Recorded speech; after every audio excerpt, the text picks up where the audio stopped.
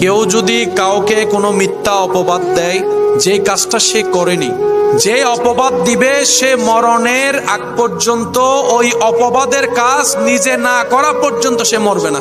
আমি যদি কাউকে অপবাদ দিই অমুক ব্যক্তি চুরি করেছে, কিন্তু তিনি চুরি করে, আল্লাহ আমার জীবনে এমন কাহিনী সাজাই দিবেন, জীবনে মরার আগে আমাকে চোর হতে হবে, চুরি করতে হবে, চুরি না করা পর্যন্ত আমার মরণ হবে না।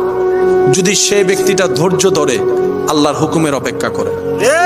যাদের সন্তান হচ্ছে না তাদেরকে একবার জিজ্ঞেস করেন, ওনারা বলবা ছেলের দরকার না, একটা মেয়ে হলো দেন, আল্লাহ একটা মেয়ে হলো দেন, একটা মেয়ে হলো দেন, আমি মা ডাকটা শুনতে চাচ্ছি, আমি বাবা ডাকটা শুনতে চাচ্ছি। সেজন্য বুদ্ধিমানরা আল্লাহর ফয়সালায় কখনো নারাজ হয় না। তারা কি বলে জানেন, আমি তো চাইলে কিচ্ছু হবে না, আমি চাইলে দিন কিংবা রাত হবে না, কিন্তু আমার রব যদি চাই রাত দিন হয়ে যেতে পারে, দিন রাত হয়ে যেতে পারে। আমার রব যেটা দিয়েছেন আমার জন্য সেটাই কল্যাণ, আমার রব যেটাই দিয়েছেন সেটাই আমার জন্য উত্তম, আমার রব যেটাই দিয়েছেন সেটাই নিয়ামত। আমি পুত্র কন্যা বুঝি না, আল্লাহ যেটাই দিয়ে খুশি, আমি বান্দা সেটা পেয়ে খুশি। সুবহান।